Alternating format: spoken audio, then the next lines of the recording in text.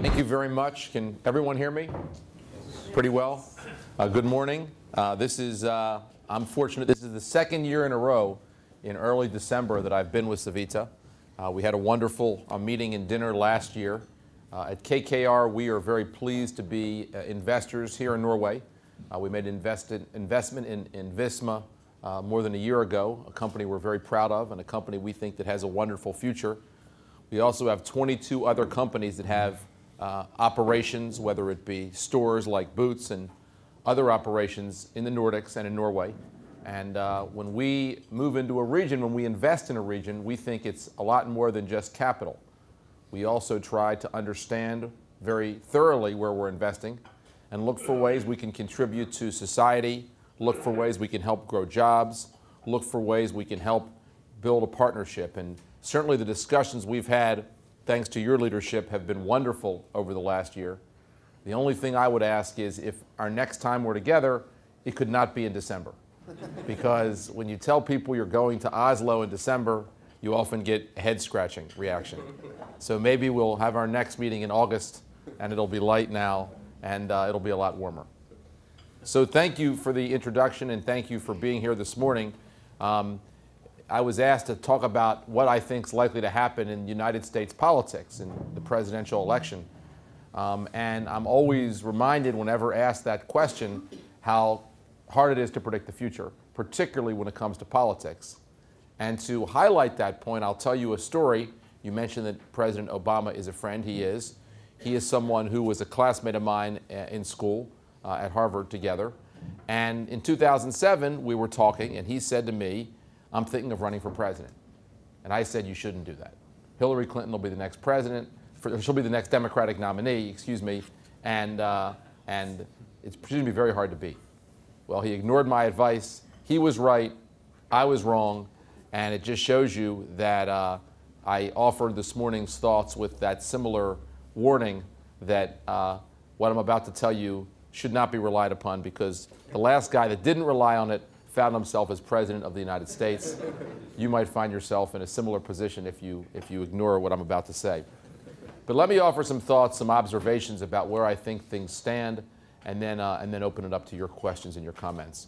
The first observation I would make is, and this is obvious, but it's worth just putting in perspective, what a time of incredible political volatility we're living in all over the world, including in the United States.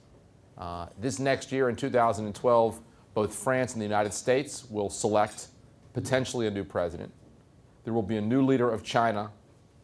And in much of the Middle East, a region where you had leaders, whether in Egypt, whether in Libya, whether in Tunisia, we've seen a huge change in leadership. To have that much leadership change at this time in history is quite unique and quite interesting. In the United States, that volatility has manifested itself in the fact that you've now had 3 elections in a row. The last 3 times there have been broad-based U.S. elections, 2006, 2008, and 2010, when the American people have essentially thrown out the party in power. 2006, the Republican Congress is thrown out of office. 2008, the Republican Party is thrown out of the White House. 2010, the Democratic Party loses its control of the U.S. House of Representatives. So the American people have shown tremendous volatility in the last 3 presidential elections.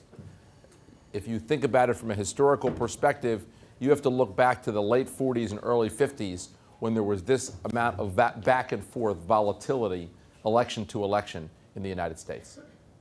Heading into 2012, it appears we may have similar volatility in our elections. Why do I say that? Well, one of the best indicators of where the public is do they approve of the job of the people in office? Approval is the most important factor usually in whether a president or a Congress is reelected. President Obama, when he was elected, had approval at about 67%, including about 41% of Republicans. Those are very strong numbers. Today, his numbers are in the mid-40s, which are weaker than almost every one of the modern presidents at this same point in history. Only President Carter had numbers that were comparable at this time. That's a huge change. Similarly, the Congress approval numbers are very low. Remember, 2010, just about a year ago, The American public changed who was in charge of the Congress, in the House at least. And today, the approval for Congress is very low. Some have measured it as low as 10%, others 20%, but at an all-time low.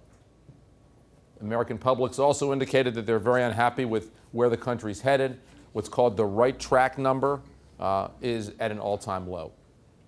People have asked me, what do I think happened to President Obama? Why did his numbers decline? I have several thoughts. First, I think that the decline is explained by the economy. That explains almost everything in American politics. Not everything, but it's certainly the most important factor. Since the beginning of the administration, unemployment has gone up, housing prices have gone down, gas prices have gone up, and the debt has gone up. And the average person in America, or at least the average swing voter, the person that decides elections, isn't particularly ideological. They're just, how do I think things are doing? And when they look around, they say they don't think things are going well. President Obama would respond and say, but things were even worse when I was elected, and they could have been a lot worse today. But if you look at the numbers, the average voter says, I'm just judging you based on where things are right now. The second factor that I think explains that change in support is the public lost confidence during the financial crisis in the institution of government in an unprecedented way. And because a lot of what President Obama proposes envisions a more activist government, the public has a hard time saying, we don't trust the institution, how can we give it more power? And I think that, in part, explains some of the challenges that President Obama faces as well. A fundamental loss of confidence in government, which even after he was elected and the public said we're happy he's in office, they didn't renew that confidence in government to solve problems at the time that the president's proposals, whether it was the health care bill or Dodd-Frank or other things, sought a larger role for government in people's lives. Third, the effect of that more activist government was to strengthen and motivate a lot of people on the political right who were worried about the size and scope of government. Those concerns came back to the surface, as they often do, at times of debate about the growth of government, so that today, if you look at most polls, often you see Republican voters more motivated to turn out than Democratic voters are motivated to turn out. And that's another factor that explains things. I also think a lot of people voted for President Obama because they hoped he would be kind of above politics. He didn't seem like he was part of Washington. He wasn't part of the political debate. And in the course of debating these big issues, people now see him as much more part of Washington, much more of a partisan figure. Whether that's fair or unfair, it's a reality. And so all those factors explain part of what happened to the president's approval. Does this mean he will definitely lose? Does this mean he has no chance? No, he has actually, I would say, a number of options, and he also has a number of resources. Let me explain those resources and options. First, in the United States, as you know, I think, we elect people based on a popular vote. People all vote, and we see who wins the election. But what ultimately decides who's in the office is the Electoral College. Who wins the states, each of which have a number of electoral votes based on how the state votes. And if you win the state by 1 or 2 votes, you get the whole number of electoral votes. It's allocated entirely to you. And if you look at that factor, the fact is that in the past 5 presidential elections, the Democratic Party has done very well in the Electoral College. There are 270 electoral votes you need to be elected president. In the last 5 elections, the Democrats have won 255 of those 275 times in a row. Doesn't mean they will this time. In a lot of those states that they've won before, like a Pennsylvania, the numbers are way down. But the reality is that's an important strength, an important asset that any Democrat starts running for office with. Second, President Obama's got a lot of personal support. While his approval numbers as president have fallen, personally, more than half the American people continue to like him and approve of him personally in office. Third, in a number of important states, there's been a large growth in the Hispanic population in the United States. And while President Obama's numbers have declined, he still retains strong numbers in that area. So while if you look at simply presidential approval and right track numbers, you would say it's hard to see how President Obama is able to win re-election. He has some very important assets he brings to the table that will help him in this upcoming election. Now, he also has strategies he can use, and I'm going to give 3 historic analogies of things we might see his campaign employ to try to win re-election. One is in 1936 in the United States, we were 4 years into the Depression. 4 years before, the American people had thrown out then Republican President Hoover, had elected Franklin Roosevelt, and over the first 4 years in office, things got worse. Unemployment did not get better, and the economy did not get better. And yet President Roosevelt won re-election by a large amount. How did he do that? He did that in part by making 1936 a referendum on business. He ran against business. He called people economic royalists. He attacked his critics as standing up and protecting those economic royalists, said that the big business had caused the Depression, and was able to essentially divert public attention from how he was doing in office to what he argued was the reason for the problem, which was business.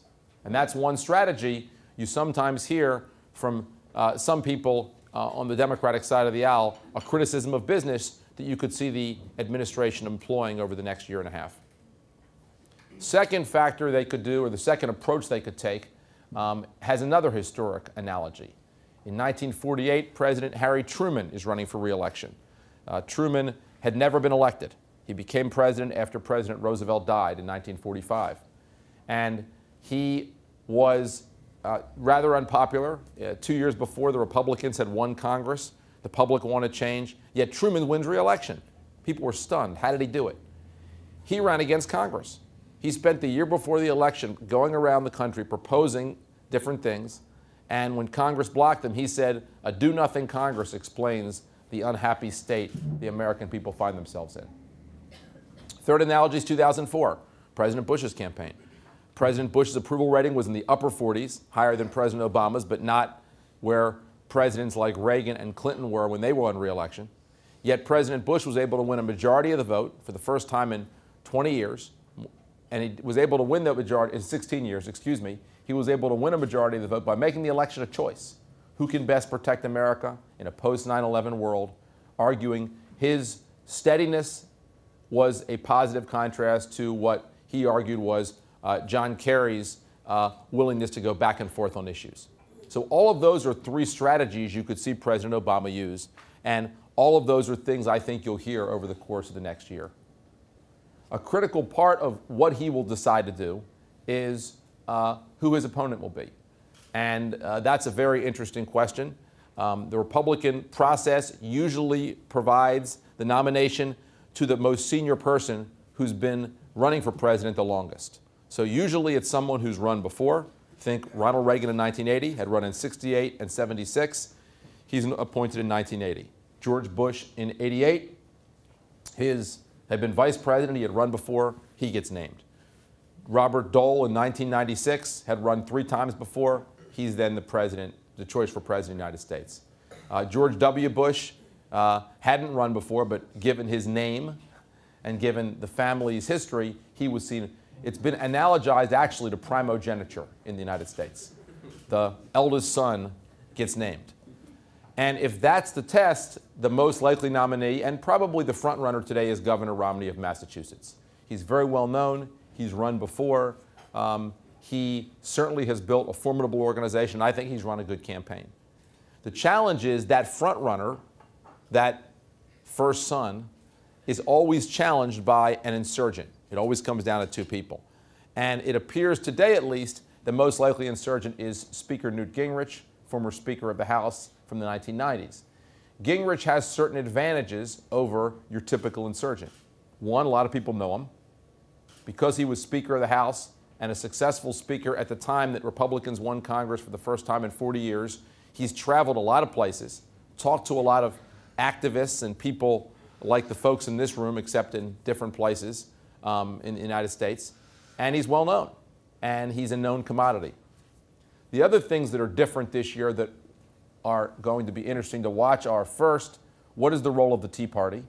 That was an important movement that occurred both in the United States and particularly on the Republican side of the aisle. The attraction of a lot of new participants who are worried about the size and scope of government. Does that affect the outcome of the election? Certainly a lot of folks in the Tea Party are looking for someone who's not just a conservative when it comes to ideology, but they're looking for someone who stylistically is more combative. And certainly Newt Gingrich has a more combative style than Mitt Romney does. And that might be an advantage he has. Second factor is, how are delegates chosen? Usually Republicans have in most states adopted the approach that the Electoral College adopts, which is to say you win a state, you get all the delegates. This time it's allocated according to proportion. That could elongate the process and make it take longer. Third is the important role debates have played this year. Debates have played an outsized role in the Republican primary, and that also is an important factor. So whereas if you had asked me 2 months ago, I would have said you'll know by the end of January who the Republican nominee is, I could easily see our not knowing until the middle of March who the Republican nominee is. Now people say, is that a bad thing? Does that hurt Republicans? It could, but it could also be a good thing. I think the long back and forth battle between Senator Clinton and Senator Obama actually helped Democrats. Why? They were able to both improve their game, improve how they performed as candidates over a long and difficult process. A lot of people paid attention, and a lot of people heard their arguments.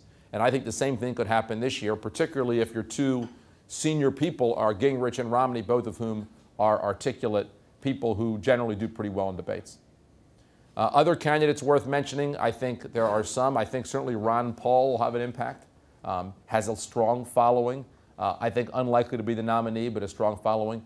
Governor John Huntsman, former ambassador to China, is someone else who's worth watching, who has some movement if you see it in some of the early states. He's got to do very well in New Hampshire to be the nominee. But the bottom line is we're likely to face a very interesting and long contest over the next year in the United States. And let me touch on two issues that I think are going to be critical to being decided in the election. First is the issue of sovereign debt. It always amuses me to hear American counterparts say to me, Europe better get its act together when it comes to sovereign debt. Because if Americans look in the mirror, they'll realize and appreciate we have to get our act together too.